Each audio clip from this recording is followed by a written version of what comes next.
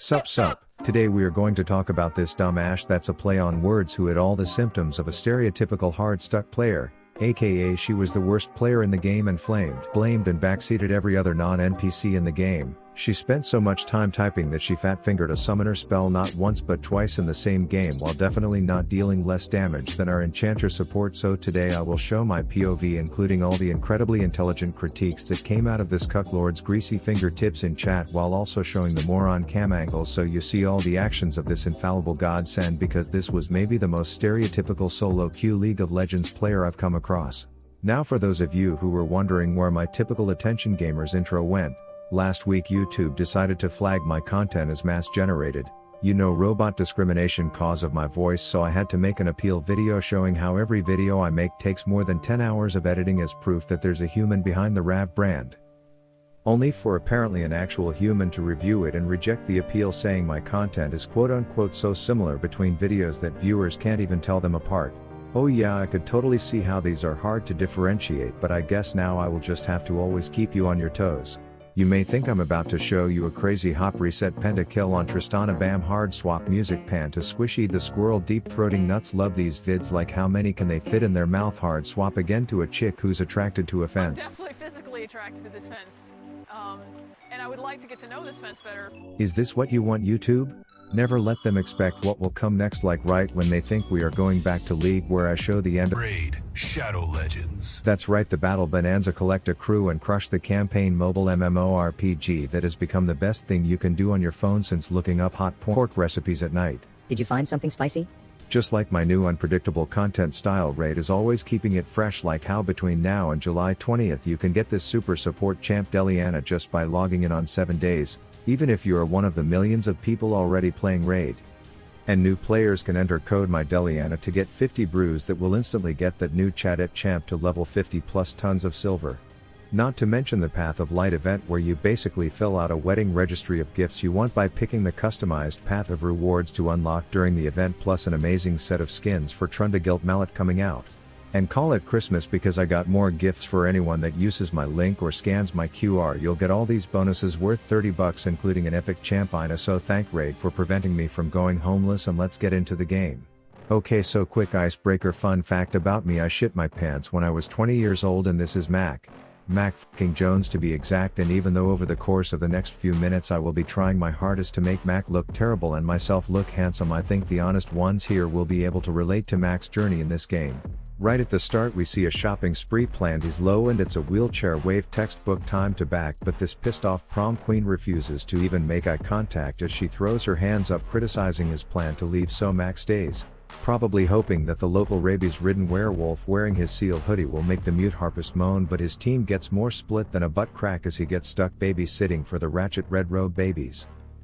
He burns Flash, but his pathing is more fickle than a 14-year-old trying to decide which P-Hub vid to choke the chicken to, so he dies. I on the other hand have experienced nothing but what I would call a farm simulator that I won't make you watch because I prefer to stick to my mass-generated repetitive content, which makes the first action I see all game take place in our forest. Side note: the dressed up dog playing a supporting cast role in this one is dumb as literal shit, and if it wasn't for the psyops twinkle shit serving a life sentence in a rank 2 morgue queue, we'd be toast. But Fire Fetish Frankenstein decides Hot Potato would be a great game for us to play in this situation, and somehow none of the players won, leaving just me to sadly rain check, giving this derpy DJ the dickin' because I myself wasn't feeling too great. But Mac is back and shit hasn't totally hit the fan for him yet until he falls victim to what I like to call the ELO hell prisoner's dilemma. His support is clearly off her rocker, as she could have sworn she saw her missing brain cells off in the dangerous distance and was determined to retrieve them, leaving Mac with the choice of trying to support her stupidity with the strength in numbers defense or correctly going back to lane and let Morgline dance in front of a train herself. And unfortunately for Mac, the rift does not reward martyrs, as Morg entered that shit fest with a backup plan entitled Press F to pay respects to Flash, while poor Ash found herself baited. This launches a heated post-dumbass death interview where Mac questions Morgana's motives to rub Nutella on her asshole and walks straight into Vitali's house.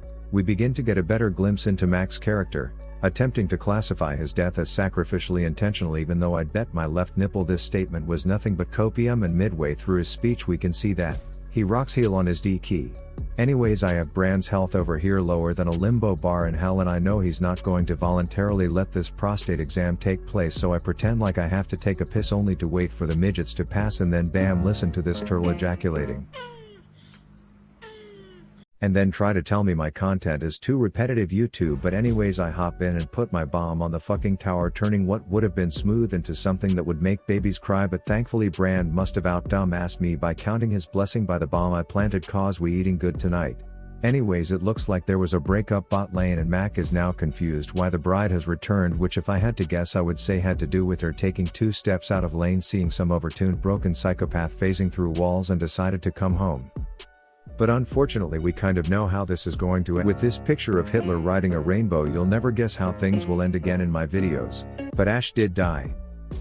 And in a situation like that there's really no one to blame.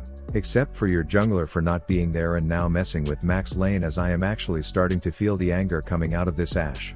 And to make matters worse, this Warwick immediately put her in a second low hell prisoner's dilemma, where she elected to stand close enough to watch the dumb wolf die for ruining her wave, but not close enough to stop it, but also close enough to be classified as a total moron, and also close enough to eat a final bursty boy to the face. This clearly has Mac on edge, because instead of letting the dumb dog voluntarily stand in line at the euthanization clinic, he stuck around, because that's how his and many of your hard-stuck brains are wired to think, as we are really getting insight into the protagonist's internal battles with his own self-confidence and lack of decision-making skills in these gripping monologues. That said, the beauty of Mac being that whining crybaby who never shuts up about how the world hates him is that his date to the prom is now hanging out with me instead, and I'm committed to showing my ladies a good time, starting with first-degree homicide. And a strength of mine is that I have the nose of a bloodhound, so I can track down low-health floating deaf DJs, but a weakness of mine is that I also have the IQ of a bloodhound, so some might say I got caught with my dick out in a catfish pond at the end of the day, but it looks like I wasn't the only one feeling adventurous. You see, poor Mackie Max was distributing the attacks, but he forgot that he was a factory defective human, so they weren't doing much, which prompted a violent episode of Deja Vu where he could have sworn he escorted Morg to this annual dumbass dance before he got himself mixed up with the wrong group of people. This understandably gave him some more black and white time to blame everyone else, like most of us admittedly would, and while the question was if he was the only one seeing these people do the dumbest shit for no reason, he certainly was the only one dying from it. And at this point in the movie I just want Mac to shut the fuck up, but at the same time I kind of feel for the dude, as he is just getting baited into every single thing like he's a golden retriever and these people have treats, as Garen's back baits him into his next shit fest, where you can see I too was guilty of falling for this one, but I had the flips and the flashes while Mac had nothing more than the cold ground for his dead corpse to fall onto. And I'm sure we could fill both sides of a courtroom with debate teams arguing if Garen was to blame for that fuckfest, but either way I found his comment afterwards humorous. Mac then had something to say about a Herald's placement as Clifford the Big Red dumbass died again, and I secure the right to say worth afterwards. This was followed by an audition for the leading roles in Dumb and Dumber in chat, as Mr. Jones was verbally shocked at the number of mistakes our team was making, while Warwick's best counter was noting Ash's KDA while he himself had a worse one. You literally can't make this shit up, kids. It's worth noting that I had yet to touch my enter key this game, but when I chose not to jump onto Ezreal considering their whole team was alive and missing in their unwarded side of the map, he chose to give me some incorrect coaching that I'm a pussy for having not flipped blindly in there. Thank you. Who do I make the check out to, Mr. Coach Mac? Should I address it to dumb shits who rage tilt and AFK push up top on underfed marksmen until they die coaching LLC? But I still didn't say shit, Jack, because I was worried that Mac was finally going to be correct in saying that this game was lost. This was of course until his ult came in and was instantly cleansed before any human could take action, and this is also where I realized that Mac was just a moron. As his angry fingers threw an absolute raging parents not home open house party on his keyboard in disgust that no one followed up on his ult that got cleansed immediately, so I spoke one of my few lines in this entire movie while he whoopsied the enter button for a second time this game.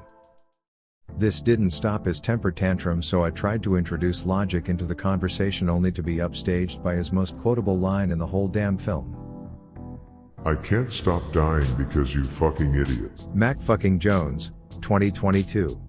Side note, it was my fault he was averaging less than 4 farm per minute, but it was also my fault the bad guys had 2 less people to try and vandalize our nexus, I guess. I was what people in this industry would classify as fed, which meant I could just stand around and jerk my right click button off while showing only the good clips of myself in the post-editing process of this video with the goal of appearing like I'm better than Mac, even though deep down we are one and the same, except for the fact that I still wasn't willing to roll the dice against a giga-fed Ezreal, and he apparently was. Anyways, we do have to remember this is silvery low, so it was only a matter of time before some people started playing for the other team, and Kane was the first, so even though the man, the myth, the Mac was practically healing people with his autos at this point. Thanks to the bloodhound sense of smell I mentioned earlier and the fact that I played dumb broken champs like Tristana to make me actually think that I deserve more than this rank at night, we were able to give Mac everything he truly desired, a win where every single teammate had something nasty to say about him afterwards. And I think the lesson here is, we all have a little bit of Mac inside of us and it's better to just not let it come out. Rav puppies because I'm unpredictable.